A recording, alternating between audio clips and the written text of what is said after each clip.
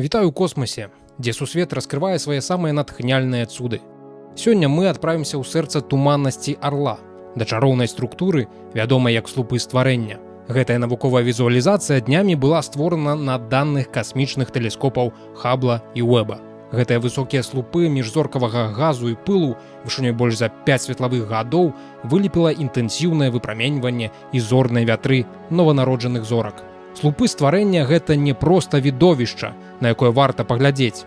Яны з'яўляюцца сведчаннем неверагодных працэсаў, якія прыводзяць да нараджэння новых зорак. Унутры гэтых нябесных гігантаў запальваюцца новыя зоркі, прыносячы святло і надзею на жыццё. Гэтыя касмічныя яслі нагадваюць аб бесперапынным цыкле стварэння і знішчэння, які фармуе наш сусвет. У бязмежным космасе слупы стварэння з'яўляюцца маякамі прыгажосці і таямнічасці. Яны натхняюць нас глядзець увысь, марыць і даследаваць нязведанае. Нагадваюць, што нават у цемры ёсць святло, а з хаосу нараджаецца тварэнне. Грандыёзнае касмічнае падарожжа, часткай якога ёсць і мы. Вітаю яшчэ раз цяперака на беларускім YouTube-канале Відзік у новым выпуску Тэхнавукі. Мяне зваць Віталя Ляхновіч, сёння чацвер і самы час даведацца пра цікавосткі са свету космасу, тэхналогій і навукі. Кітайскія прыватнікі выпадкова запусцілі ракету падчас выпрабаванняў. Яна не павінна была паляцець і тым больш так эфектна абрынуцца на зямлю, з выбухам якому пазайздросцяць нават індыйскія блакбастеры. Аварыя адбылася падчас статычнага агнявога выпрабавання. Гэта такі тэст ракет, калі рухавікі запальваюцца, як для ўзлёту, але ракета застаецца замацаванай на зямлі.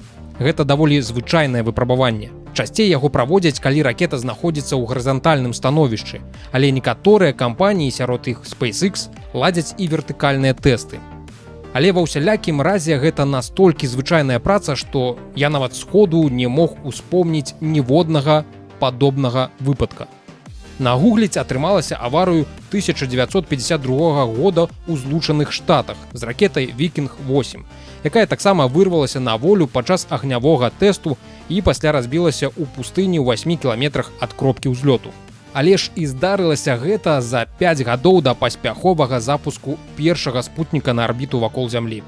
Няўдалы тэст ладзіла кітайская кампанія «Касмічны піянер», таксама вядомая як Beijing Tianbin Technology.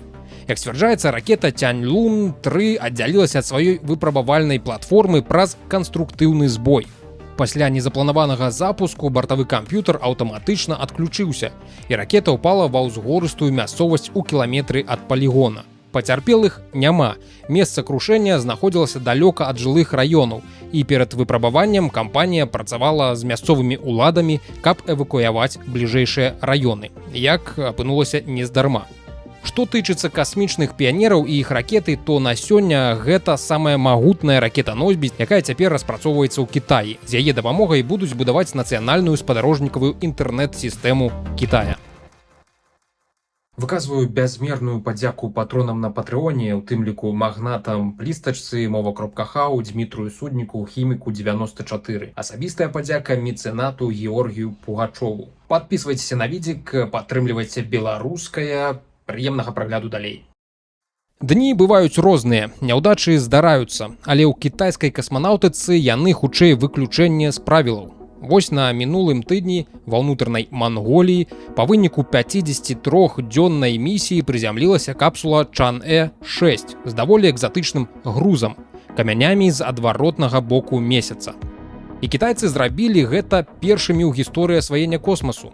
То бок яны паспяхова пасадзілі на месяц касмічны апарат, што апошнія гады няўдала спрабавалі зрабіць японцы, ізраільцяне, расіяне і індыйцы.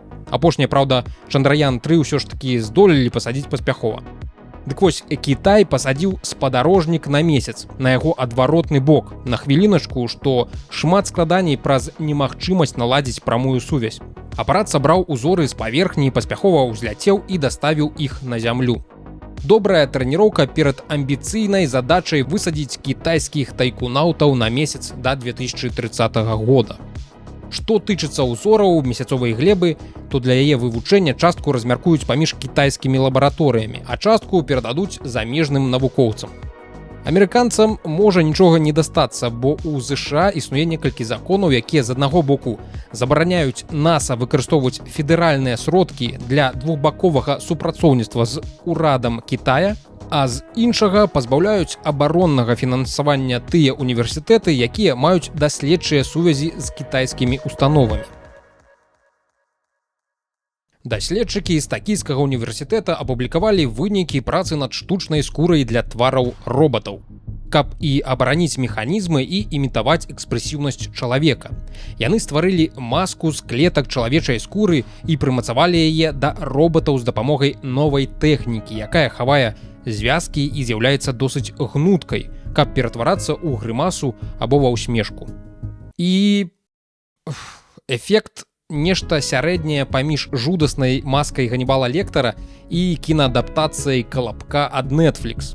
Апошняга нашмат больш. Але навукоўцы кажуць, што прататыпы адкрываюць шлях для больш складаных робатаў з вонкавым пластом, адначасова эластычным і дастаткова трывалым, каб абараніць механіку і зрабіць машыну больш чалавечнай. Эквівалент скуры, як яго называюць даследчыкі, зроблены з жывых клетак скуры ў лабараторыі, таму на ім могуць з'яўляцца рубцы і апёкі, а таксама ўсё гэта можа зажываць. Вядучы даследчык і прафесар Сёдзі Такіуці лічыць, што такія, падобныя да чалавечых твары, палепшаць нашу камунікацыю з робатамі, дададуць эмпатыі ў адносіны з імі.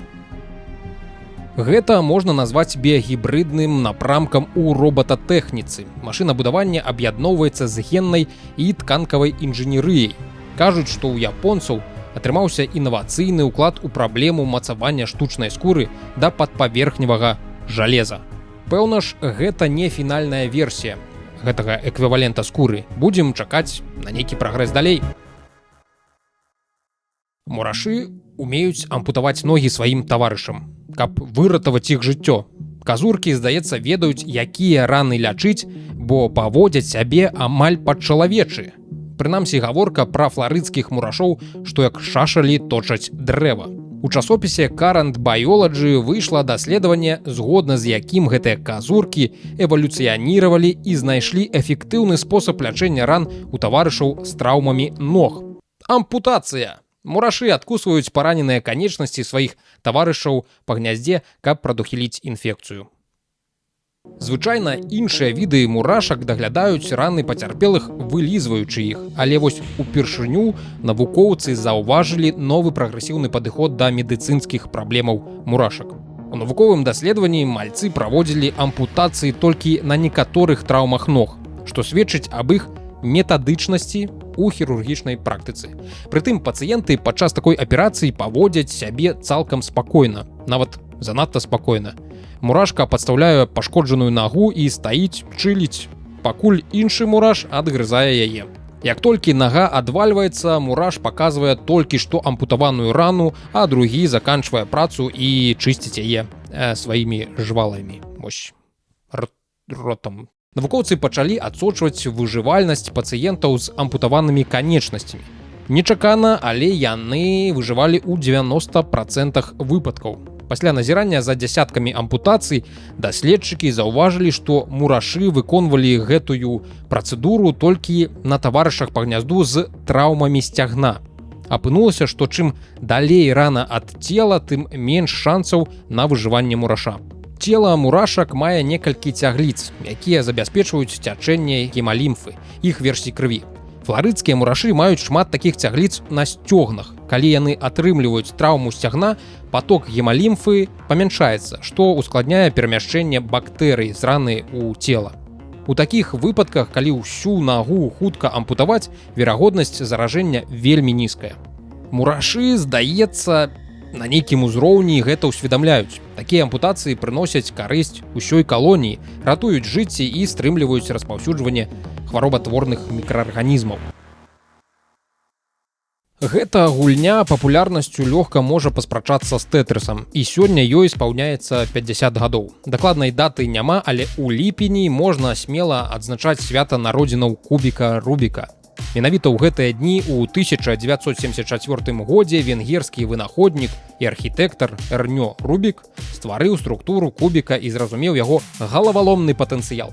Натхненне напаткала яго, калі ён рыхтаваў курс па начартальнай геаметрыі, займаўся 5 платонавымі теламі і асабліва захапіўся кубам. Рубік перыядычна пагульваў у свой кубік некалькі месяцаў, пакуль упершыню не разгадаў яго, сабраўшы ўсе каляровыя бакі. Ён падаў заяўку на патэнт у студзені 75-го года і да канца 77-го года чароўны куб дэбютаваў у крамах цацак у Венгрыі. Турысты вывозілі яго з Венгрыі ў сваім багажы побач з іншымі венгерскімі делікатэсамі, такімі як каўбаса і такачскае віно. Кубік хутка напаткала папулярнасць, у яго гулялі ўсе, пра яго пісалі кнігі, брытанскі палітык і матэматык Кэтлін Олереншоу. Так зайгралася, што зарабіла траўму вялікага пальца.